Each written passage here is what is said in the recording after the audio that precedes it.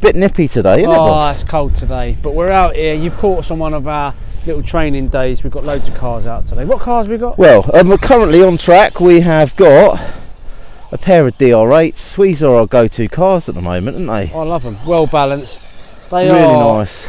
absolutely so well balanced. We only run them on a 3S though. I had somebody say to me the other day, your car looks slow. Well, I suppose it does really, because the problem is if you use it on a 6S, anyone who's got a DR8 will know it's good fun in a straight line, but that's about it on a 6S. Yeah, and because we like to have a little race and a battle.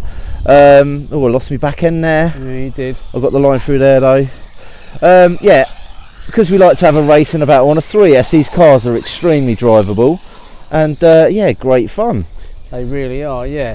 What else have you been running? Well, I'm a bit upset actually, Carl, today, to be honest. I can tell by the smile that isn't on your face. Yeah, exactly. So I've been working hard to get my Typhon. Well, got up your inside there. Yeah, you did, yeah. Oh. I've been working hard to get the Typhon, you know, semi kind of raceable. It's a 3S Typhon, and again, those of you that have got a Typhon 3S will know that the shocks you get with it are absolutely. Got that bit wrong. You did. The shocks you get with a Typhon are a 3S. Absolutely abysmal. They leak, they don't work. So I thought to myself, that must be the reason why it's a bit naff. So a good friend of mine, Neil from Sundon, he said to me, put these low C shocks on, good quality low C shocks. And do you know what, it has made it okay, but it's still not right. I think it's down to its lack of centre diff, to be honest. I ain't got a centre diff, so it's just unbalanced. Not undrivable, better, but not great. But so. it is a faster car. It's a racier looking car to these, but it just can't stick with them on the track because it's not very predictable coming through the turns, is it? No, it's absolutely horrendous. Now, that being said, one car that I do not drive as much as I perhaps should is my Arrma Talion. And that is because it's the only car like it that we've got.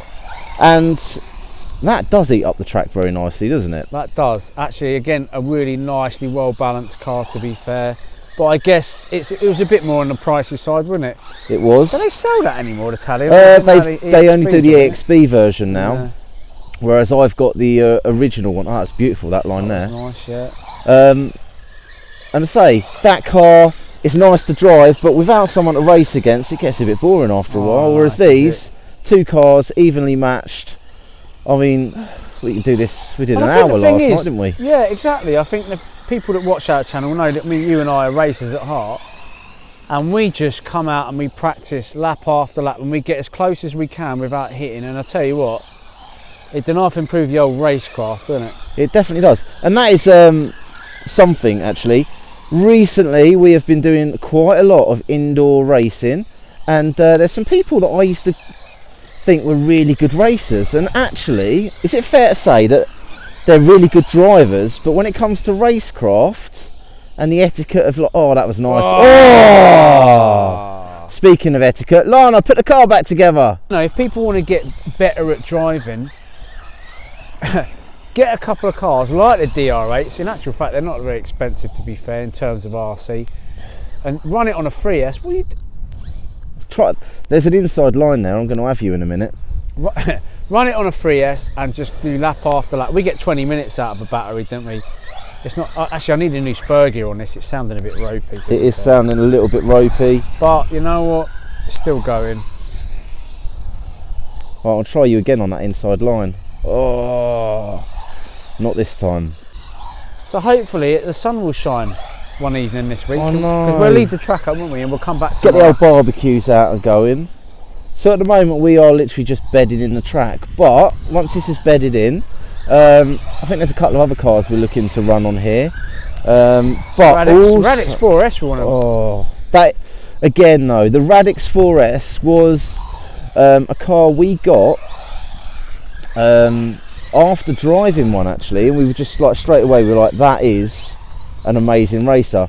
Makes your Typhon look like I don't know what, a jelly. It's that Arrma Typhon. Yeah, I'm not impressed with it. It jumps well, and in a straight line it's fantastic, but it is absolutely the worst handling car I've ever driven in my life. And you've put some effort into it. Put some effort into As it. you were saying earlier, you've Different changed all the shocks, shocks, but you've also changed the toe in, toe out, put different tyres on it, and it's still an absolute bag. You can bleep that out, that bit. Yeah. I'm not impressed with it, but I'm not going to give up, mate. I'm not going to give up. It is a little project for you, isn't it? Yeah. I like a challenge, but like I say, lack of centre diff is probably the sole reason that it's don't handle very well. I want a new car. I don't know what to get next.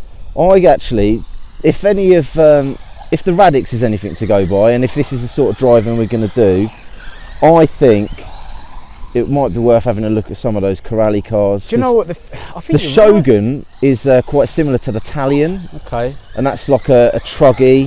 I think there's a Maraca or something like that. I don't know what that one's called, but that sounds good.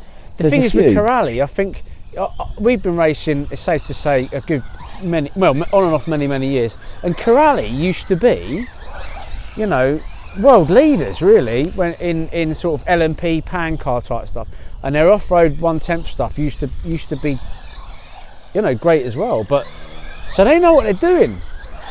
Hence, when we got hold of the Radix 4S, we were kind of blown away with it, weren't we? Yeah, its handling was amazing. Yeah. I'll tell you what, maybe you should get one of those, and then we can have two of them running doing this. I might well do that. Yeah. That would work. But saying that, you've got the Radix. Obviously, we've got the Radix 4. There's a Radix 6, and there's also the Python as well. Oh, that was dirty, boss. Come on, give me the spot back. That was bad. I did knock you out there.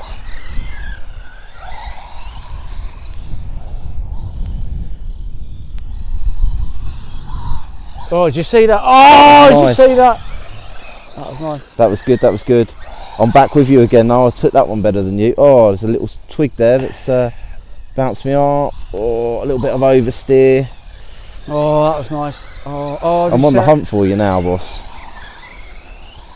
So, should we sign off? Or? We could do, couldn't we? I mean, as I say, we've got a lot of driving to be done this week. The only thing that's letting us down at the moment is the weather. We are hoping to get out to some of the Sunderland meetups where you would have seen our Sledge video. It's still broken. It is still broken. Sledge, we did. What a car though, mate. Oh, it was amazing. Car, wasn't it? And that's another thing, right? Even some of the most expensive cars break if they're unlucky, and that was a bad landing and it broke. Not to say that the car's weak in any way, it's just... Are you running out? No, I was just trying to take that line slightly differently. Oh. Do you know what though? That was fun. That was fun. I think I might be actually dumping there, so I think with enough. The battery going, it's probably time to sign off. So to the camera lady over there. Goodbye. We'll see you another day. Like, subscribe, smash the old ding dong bell, ding ding, and we'll see you on another video. Yeah.